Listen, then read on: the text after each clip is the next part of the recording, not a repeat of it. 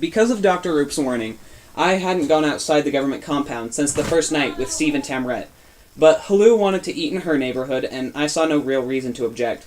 It was nice to see a little bit more of Confederation Central.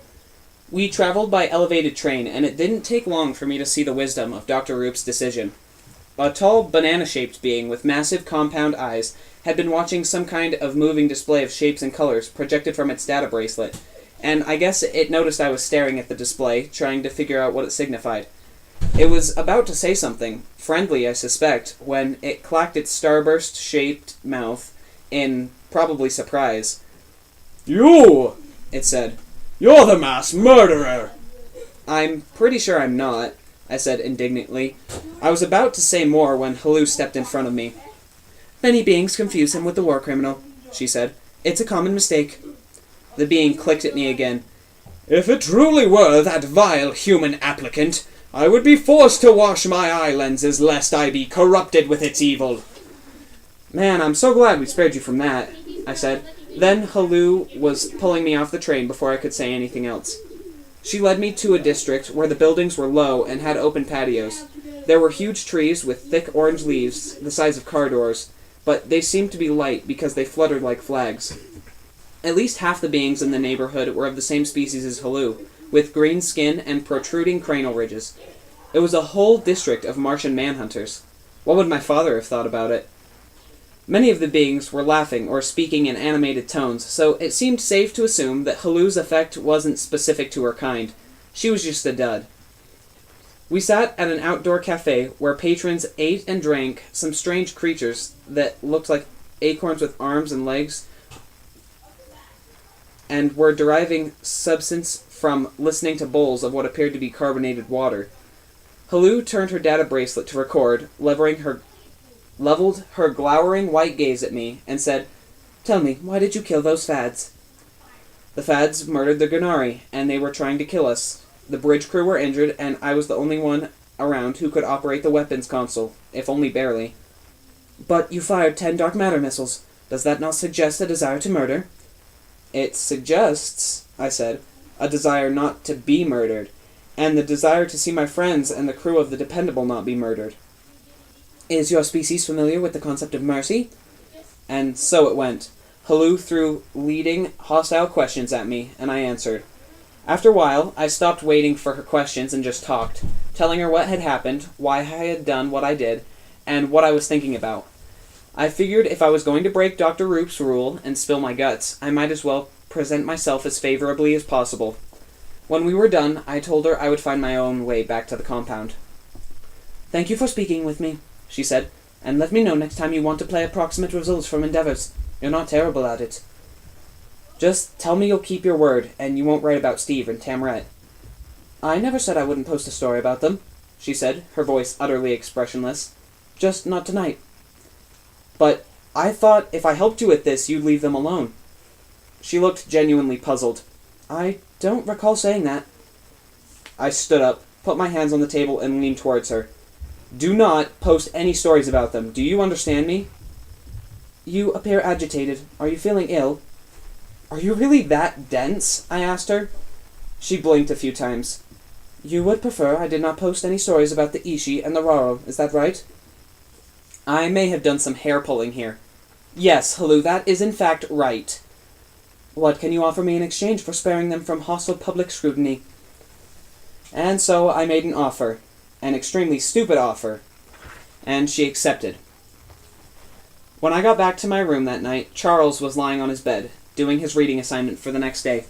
He looked over at me, his eyes lingering for a second on the number 9 over my head, the same as his, but he didn't say anything. I was too agitated from the night to sit still. What kind of secrets could Steve and Tamret be keeping? And how did Halou know? Was it the same secret, or two unrelated things? I thought about going knocking on their doors, but demanding my friends to tell me secret stuff about them didn't exactly seem like a good move to me. Especially since Tamret seemed to be angry with me for going with Halou in the first place. I went over to my desk, not really sure what I intended to do, but wanting to look busy so Charles wouldn't see that I was upset. As soon as I sat, I noticed my Martian Manhunter action figure had been moved, and since I hadn't done it, we didn't have a cleaning service. It meant that Charles had been messing with my stuff. I didn't exactly want to look at the figure's green skin right then, so I decided to put it in the drawer, and as I reached for it, I noticed that the cardboard box that held my mother's locket also seemed askew. When I picked it up, it felt light, so I took off the lid, and the locket was gone. Maybe, if I hadn't already been on edge, I would have been calmer about the whole situation. But I don't think I would have taken it in stride under any circumstance. My mother had given that locket to me. She needed me right now, and I'd left her behind because it was my only way to try and save her. That locket had been her way of telling me she was okay with what I was doing, and Charles had no business touching it, let alone taking it. I would have thought he'd be watching me, knowing I'd discovered what he'd done, but he was absorbed in his reading and didn't see it coming. I grabbed him by the shirt and pulled him off the bed so he fell to the floor. Everything that had been building up since I left Earth, being ostracized by my peers, destroying the Fatic ship, saying goodbye to my friends on the Dependable, being thrown to the wolves by Mrs. Price, and not being able to make any sense of why Tamret tolerated Olardov, all of this boiled over in a single act of rage. My reputation as the Butcher of Gandar notwithstanding, I'm not a violent person. I like blowing away Covenant grunts as well as the next guy, but video games are only pretend. In real life, I don't get a charge out of hurting anyone or anything. And so, once I had Charles on the floor, and he was at a complete disadvantage, I wasn't sure what I wanted to do with him. "Where's my mother's locket?" I asked, hoping he didn't notice I was slightly confused by what I had done. "I have no idea what you mean," he said, raising his arms to protect himself. "What's this about? Are you mad because I'm a better gamer than you are? So you took my stuff to get even with me?" I took a step back. "That locket has been in my family for like 100 years. Maybe you didn't realize it was important, but I want it back, now." "I do not have it," he said, pushing himself away from me. He risked rising enough to sit on his bed. "You're lucky I don't choose to report your actions to Dr. Roop." "That's right," I said, my fists balled as I tried to rekindle my anger. "Go tell Dr. Roop. Tell him I attacked you, and then we can tell him why." Charles looked down as he considered the scenario. "I did not take your things," he said, not troubling himself to raise his eyes as he spoke. I understood how it was with him. He couldn't admit it. He was embarrassed, and my continuing to threaten him would only make him bear down, maybe throw the necklace away. So I needed to give him an out. Maybe I needed to give myself one as well, because I wasn't prepared to beat a confession out of him. "Fine," I said, heading back to my side of the room. "I'm tired. Maybe I forgot where it was. I'll look for it again in the morning." "Perhaps," he said, "that is a good idea." It took me a long time to fall asleep that night. I lay awake, listening to Charles breathing, the breath of someone who was also lying awake, probably waiting for me to fall asleep. It was so stupid. If we were normal people, normal roommates, we'd be able to talk about this, and about all the fantastic things we did and saw, but he'd made his choice, and I could do nothing about it. So I lay there, wondering about my mother's health, telling myself she'd be okay. I'd get back and she'd be just fine, and then the Confederation would provide a cure, and I would never have to worry about her being sick again.